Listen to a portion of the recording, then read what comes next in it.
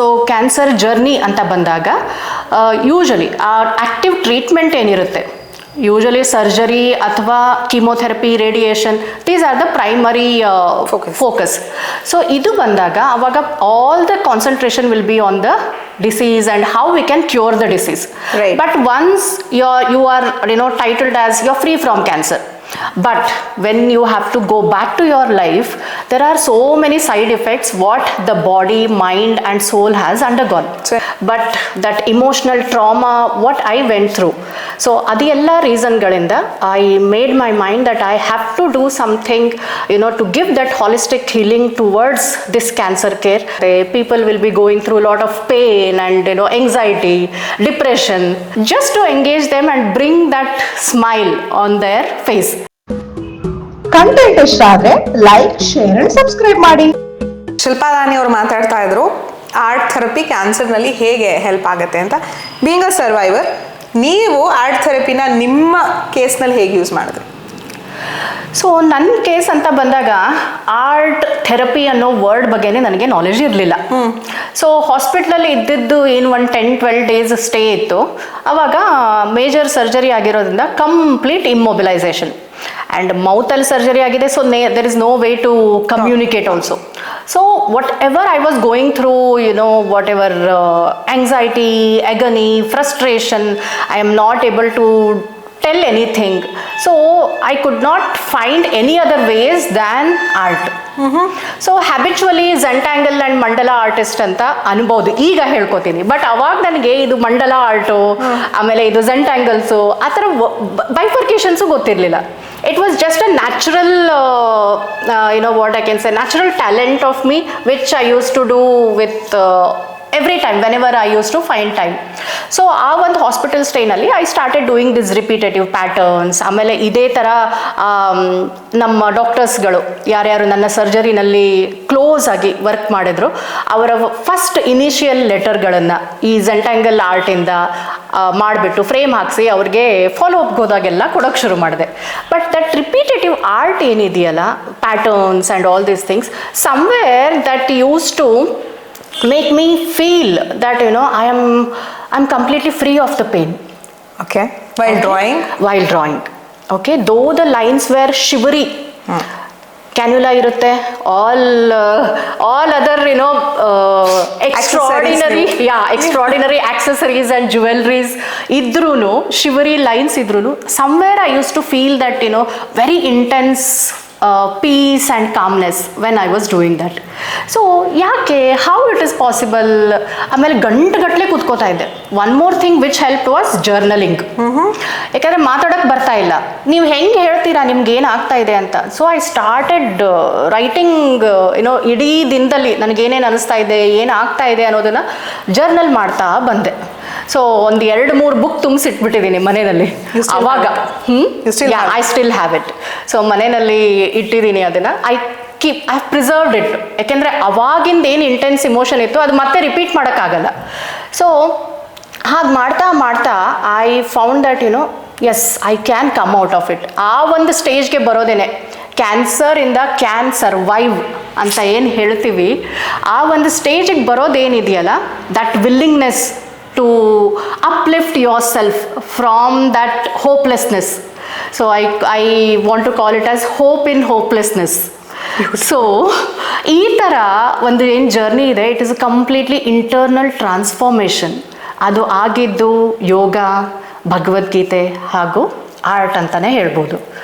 So ಅಲ್ಲಿಂದ okay, now that I am healed, but how do I give it to other people who are going through the similar journey and sometimes even worst situations.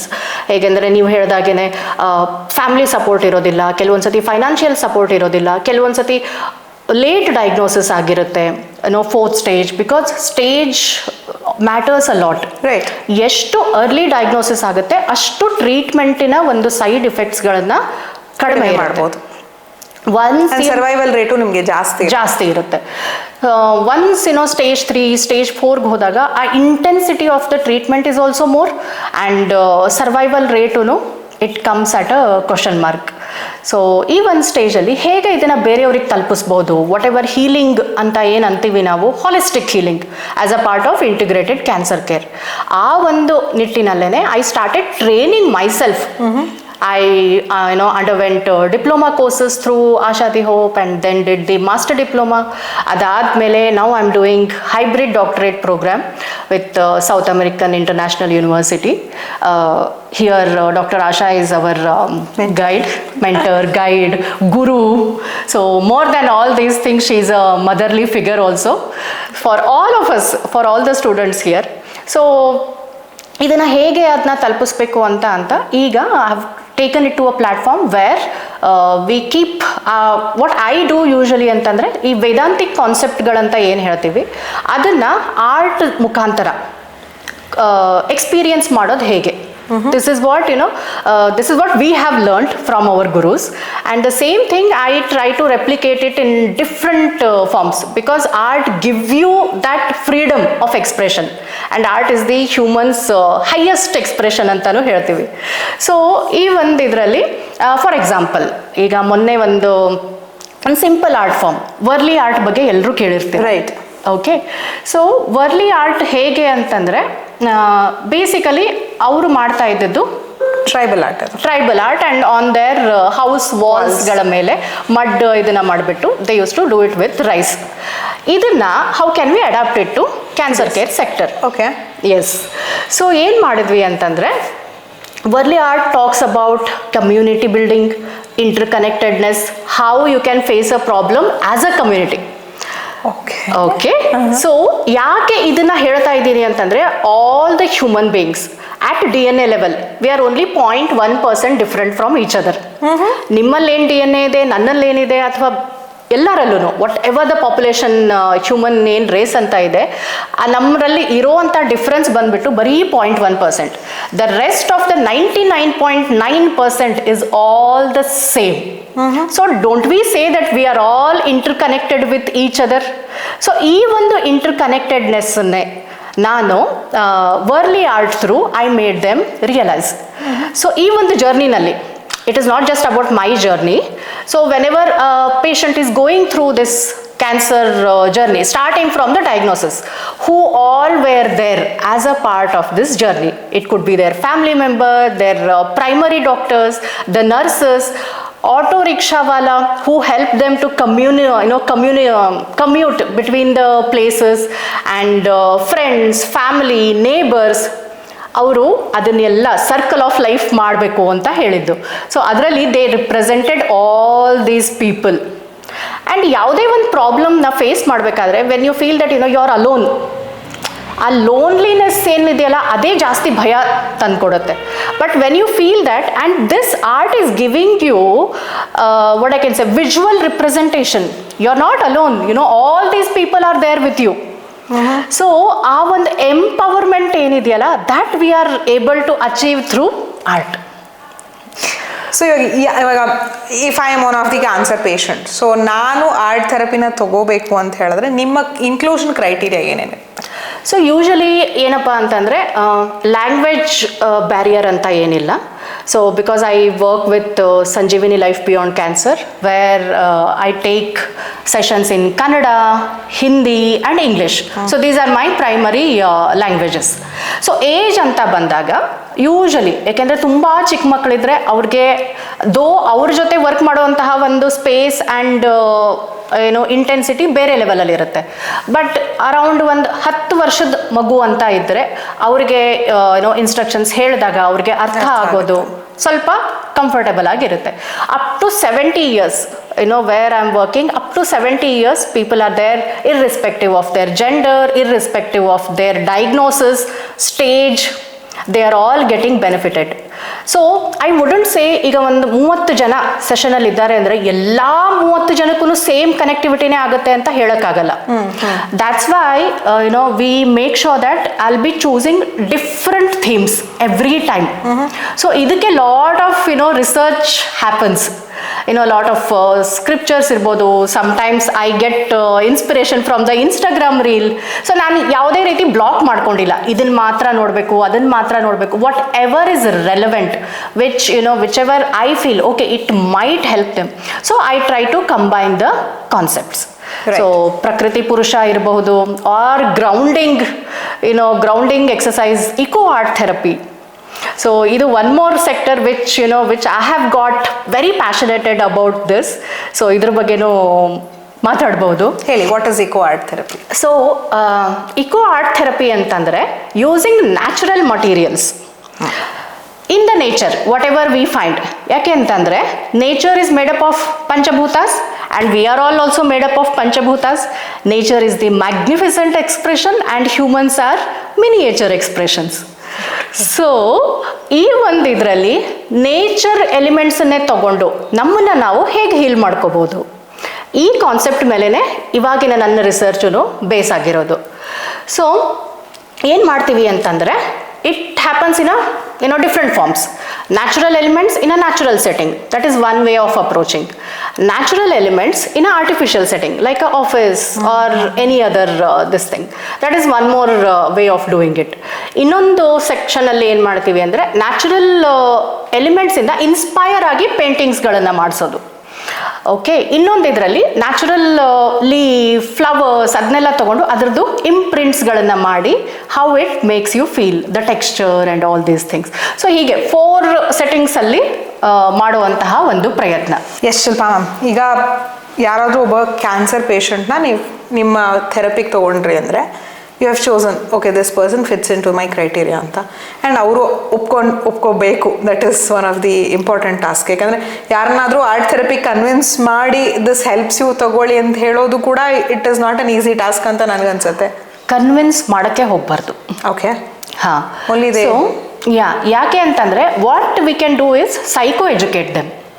Because ಏನಾಗುತ್ತೆ ಅಂತಂದರೆ ಜನರಲ್ಲಿ ಒಂದು ತಕ್ಕ ಮಟ್ಟಿಗೆ misconception ಇದೆ. Art therapy ಅಂತ ಬಂದಾಕ್ಷಣ they think that we need to know what is art.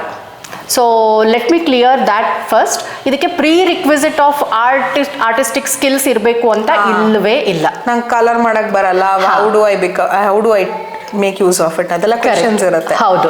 So ಅವಾಗ ಏನು ಮಾಡ್ತೀವಿ ಅಂತಂದರೆ as I mentioned I work with Sanjeevini life beyond cancer.